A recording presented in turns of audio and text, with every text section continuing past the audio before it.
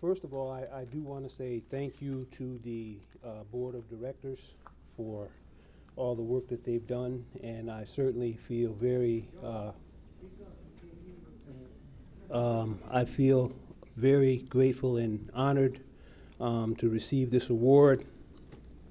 A particular note of thanks to Paul Castelline, who worked with me from the board. Bob Callett has a special place in my heart. Just want to acknowledge Bob here. You know, you hate to name names in these kinds of events because you're afraid you'll leave somebody out.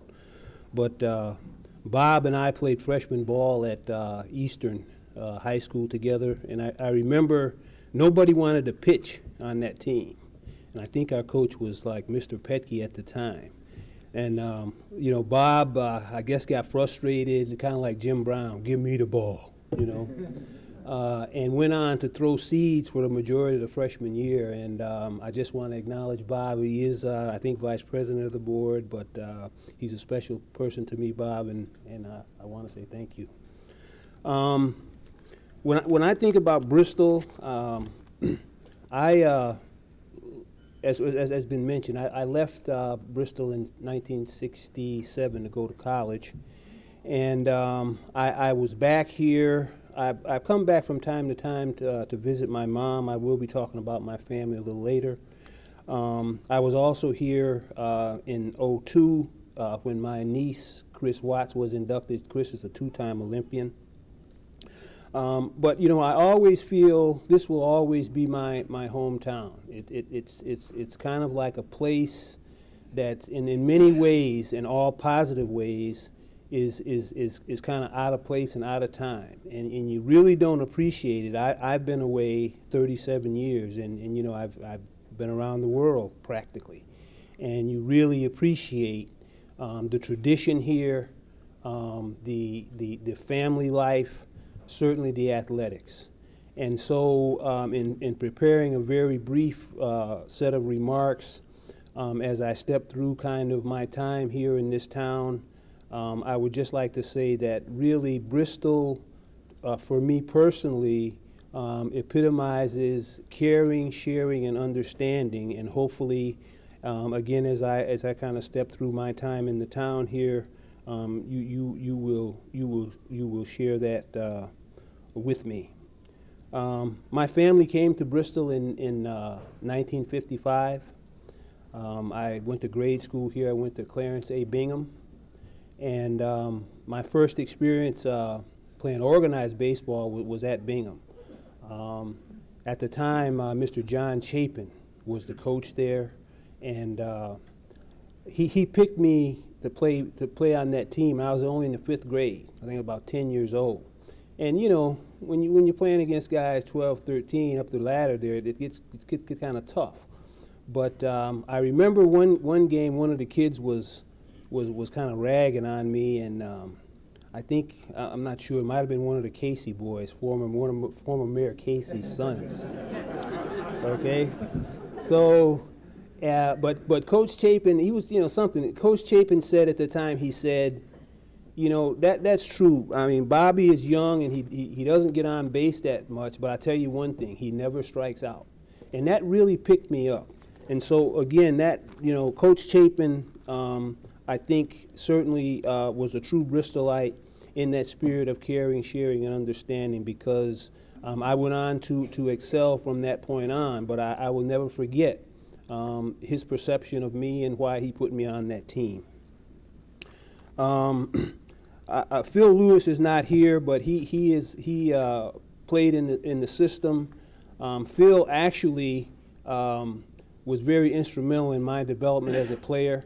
We lived off of North Main on Irving Street, and you know, we really couldn't afford baseball, so when our fathers weren't looking, we'd take their old socks and maybe a couple new pair, stuff them full of them, and cut them off and sew them up, and that was our baseball. Well, you know, Phil was a little older than us, and he would maybe get 30 feet away and throw these bullets at us, and you know, we were dodging and ducking.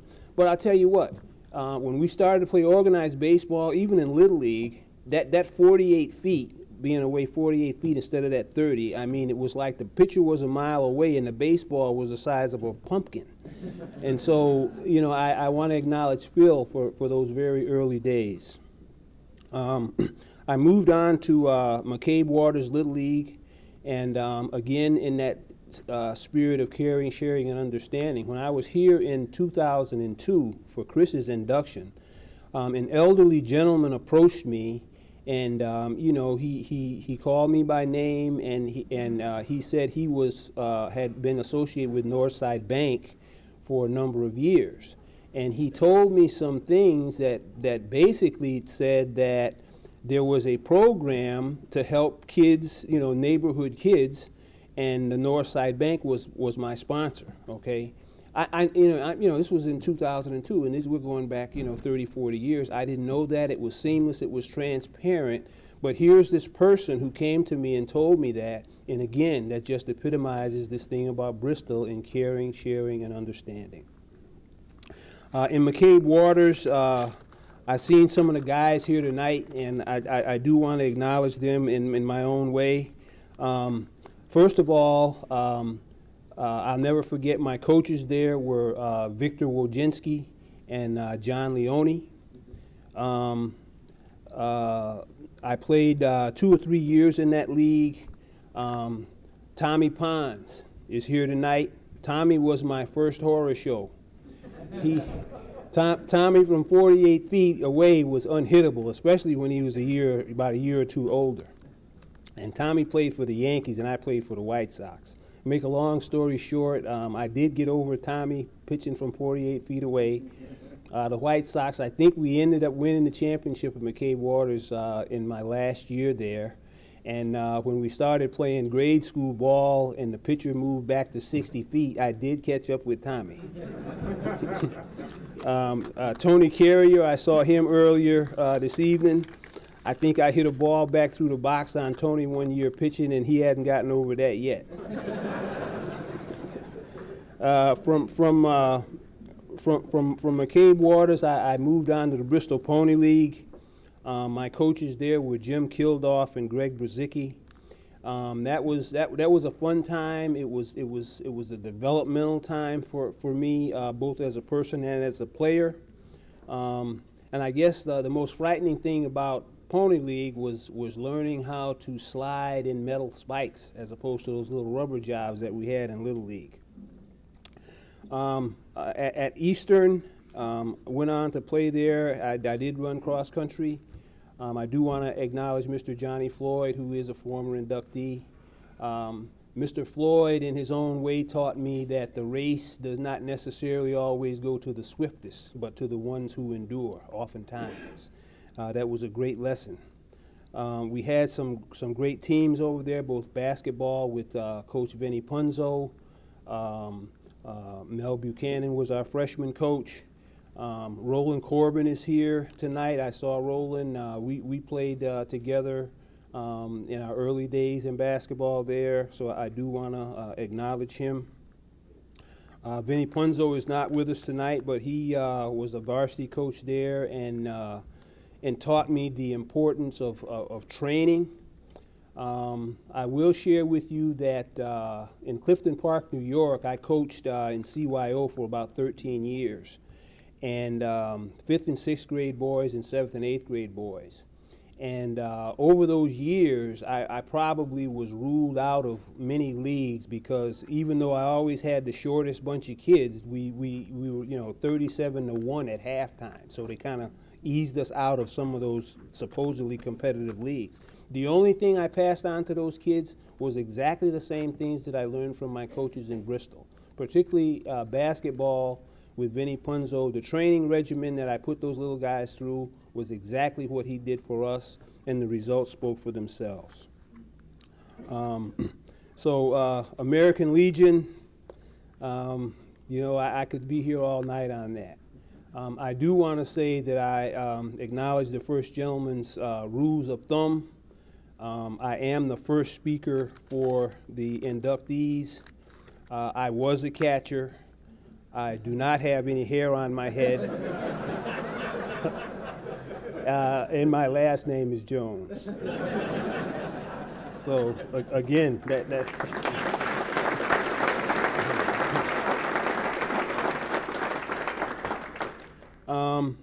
American Legion, of course, when I played, Coach Bates was coach there, and you know, a coach always will have a special place in my heart. I will say, though, that although I really feel great tonight, when I recognize, I still call him Buddy, but Jimmy Jr.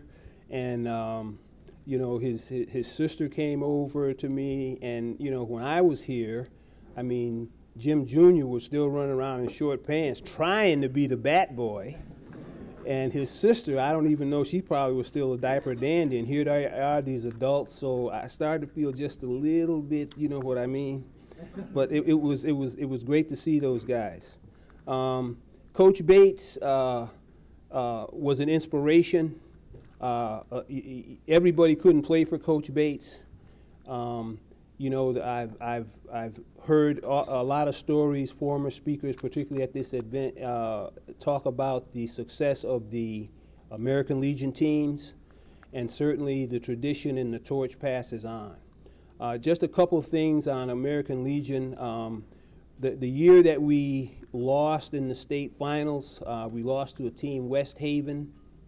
It was a tough game, and West Haven had a little pitcher. His name was Augie Garbatini, nice Irish guy.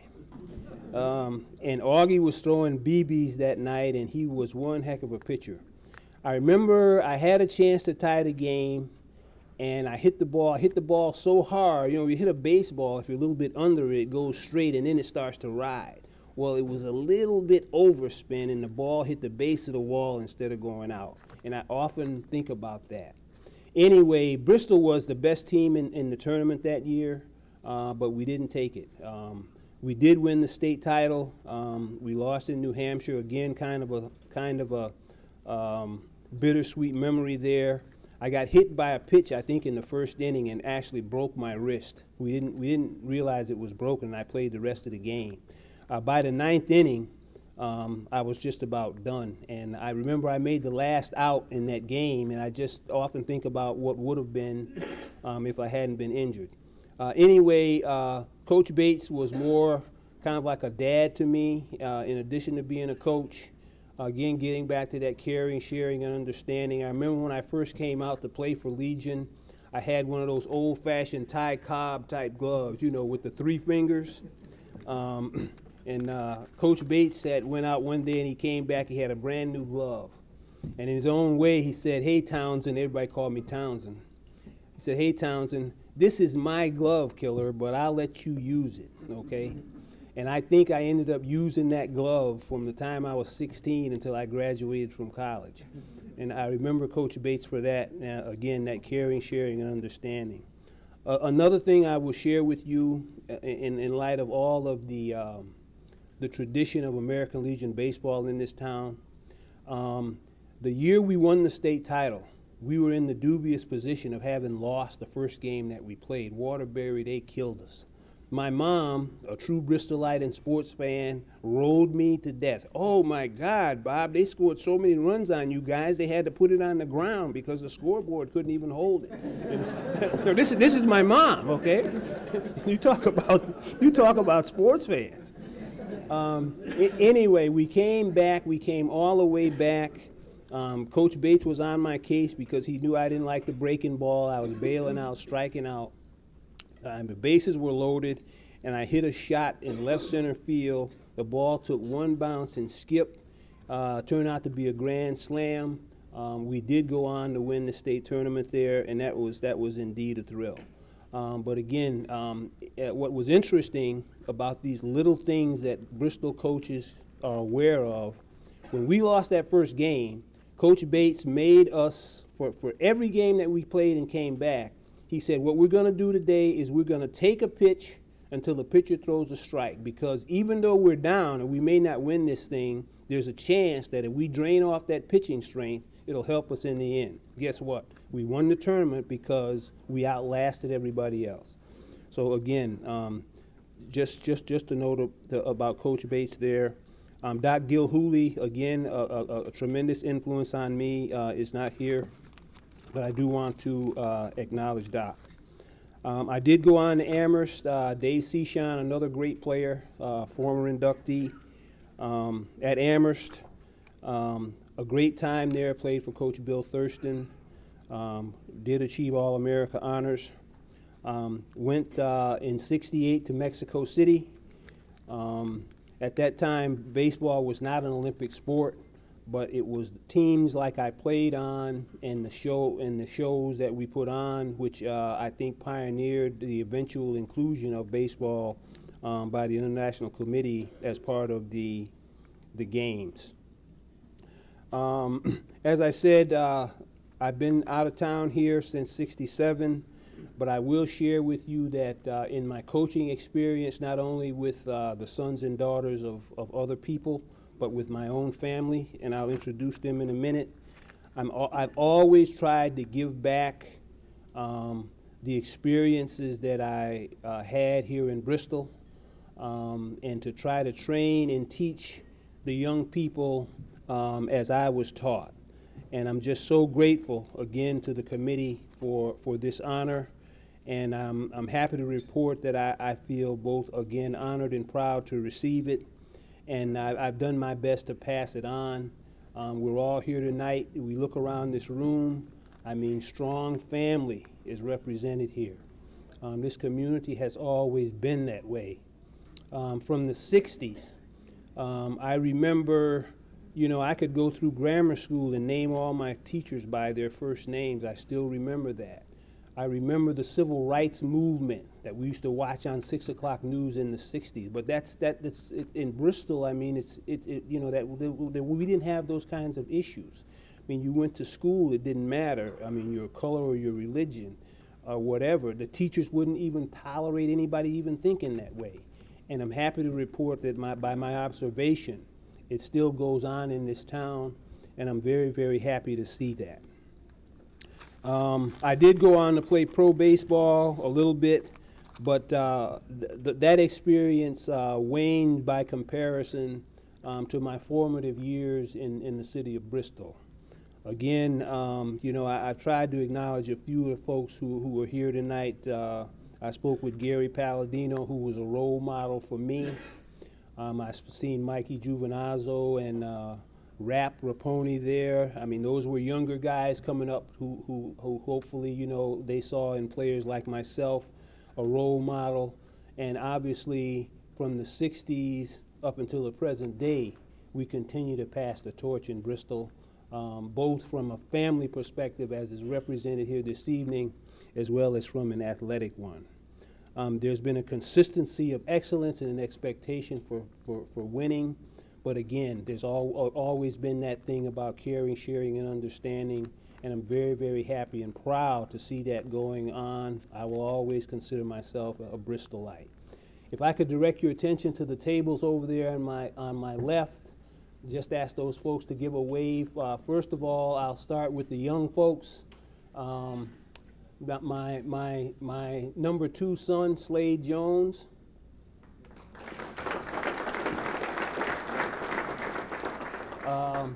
The little guy sitting behind him is my nephew, former Mr. Natural Universe, Jerry Hughes. His brother, is that Chucky? Chucky. My nephew, Gene. His fiance. My oldest son, Cassidy. My brother Gene, my daughter Amber is she's in law school at Florida International, so she's not here tonight. I do want to acknowledge her. As we move to the other table, my beautiful wife and lover Donna. My sister Beatrice. My sister Virginia. I'm fighting putting my glasses on here, so bear with me. Is that Michael? My nephew Michael. Chris, did I say Chris? Where's Chris? There's Chris. And I do want to acknowledge my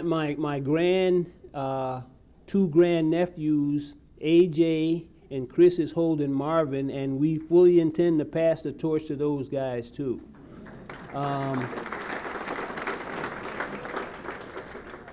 And of course, the lady in red there is my mom. She's 80 years young, although she only looks about 50. I do want to acknowledge her for the 55 years that she's loved me.